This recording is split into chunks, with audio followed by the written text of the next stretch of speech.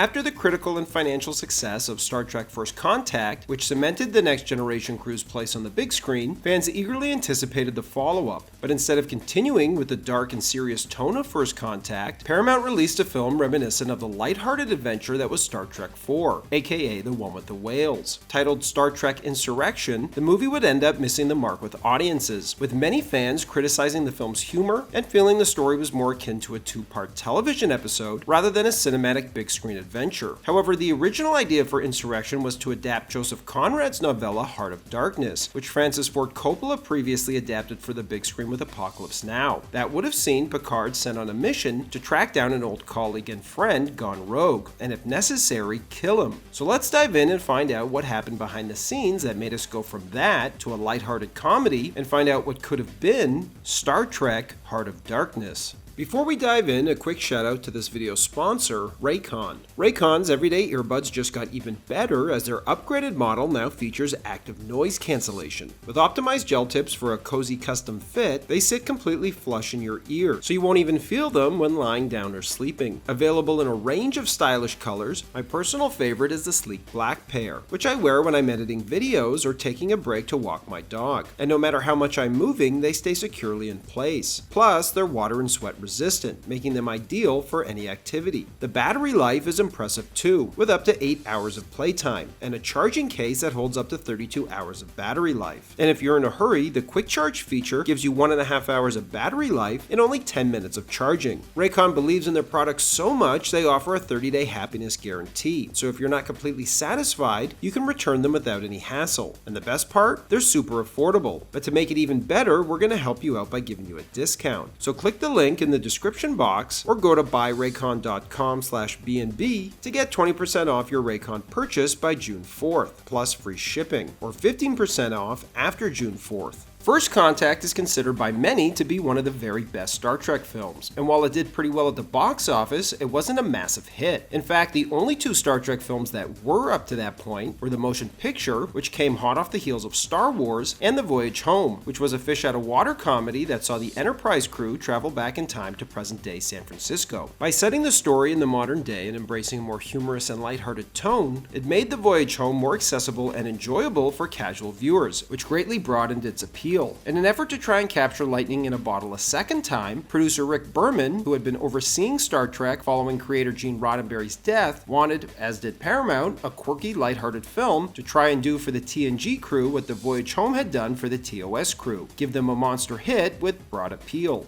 To write it, Berman chose Michael Piller, who not only helped develop DS9 and Voyager, but was responsible for penning numerous episodes of TNG, including one of the best two-parters of all time, The Best of Both Worlds. While spraying Rogaine on his bald spot as he got ready for work one morning, Piller got the idea to do a Fountain of Youth story for the 9th Star Trek film, and used Joseph Conrad's Heart of Darkness as a template to tell the story. For those who haven't seen Francis Ford Coppola's cinematic adaptation of Heart of Darkness, the film differs slightly from the novella, and is about a U.S. Army captain named Willard tasked with hunting down a renegade Special Forces colonel named Kurtz, who's operating out of a remote jungle outpost in eastern Cambodia during the Vietnam War. To carry out his mission, Willard joins a Navy patrol boat, which takes him up the Nung River to try and find Kurtz and kill him. Unlike Apocalypse Now, however, Picard would be ordered to hunt down an old friend from Starfleet Academy, which is where the film would have opened, as we're introduced to a young Picard and his best pal Duffy, who's a major nonconformist. Together, the two men get into a lot of mischief and even eavesdrop on Boothby at his campus home, where the old man is listening to an old Victorian record player playing an old Nat King Cole song called Stardust, which is about reminiscing about the past, and also what Piller wanted to call the movie. From here, we jump ahead 28 years to a Federation settlement on the border of the neutral zone, as it comes under attack by Romulans. As people scatter for cover amidst the torpedoes raining down on them, the Enterprise arrives to fight off the Romulan ships. Worf is even on the bridge manning tactical due to his expertise in Romulan strategy, following increased tensions along the Romulan border. As Picard barks commands to his team, Riker leads a squadron of runabouts in a dogfight against Romulan fighters over the skies of the settlement. One of the Romulan pilots is a half Klingon, half Romulan named Joss, whose Klingon mother was taken prisoner at Khitomer. Worf's knowledge of the Romulans eventually helps turn the battle in the Enterprise's favor. As the Romulans withdraw, Picard orders his crew to evacuate the settlement. Later, on their way back to Earth, Riker brings the captain up to date on how the survivors are doing, as well as briefs him on the political tensions with the Romulans, who are claiming the attack on the settlement was in retaliation for a Starfleet incursion into the neutral zone, in which 2 of their ships were destroyed. Picard refuses to believe that and chalks it up to Romulan lies and deception. After Riker leaves, he goes to see Data on the holodeck, where he finds him running the same program he did when we first met him in Encounter at Farpoint. Data's been a no-show at the poker game for weeks, as Riker tries to convince him to rejoin them, but Data laments that he's no longer able to bluff due to the emotions from his emotion chip, and wonders if Pinocchio ever missed being a puppet after the story ended. After the Enterprise reaches Earth, Picard is briefed by Starfleet Command, and learns of a treaty that is being negotiated with the Romulans that would tear down the neutral zone and settle all outstanding territorial disputes. However, somebody in a starship is attacking Romulan ships in the neutral zone, seriously threatening the Federation's hopes for peace with their longtime enemy. Starfleet believes it's Picard's old friend, Lieutenant Commander Hugh Duffy, leading these attacks, and they suspect he's hiding in the Briar Patch, a navigational nightmare and unexplored region of space. They order Picard to go in, find Duffy, and bring him home. After getting their orders, the Enterprise sets course for the Briar Patch, and are greeted and then accompanied by a Romulan warbird, captained by the half Klingon, half Romulan Joss when they arrive. The Enterprise then struggles to enter the patch, encountering numerous obstacles which thwart its efforts. In the meantime, Picard invites Joss aboard for dinner in a scene reminiscent of the one from the Undiscovered Country, which sees Joss hit on Troy and insult Worf's family's honor, resulting in Worf challenging Joss to a bat-left fight on the holodeck.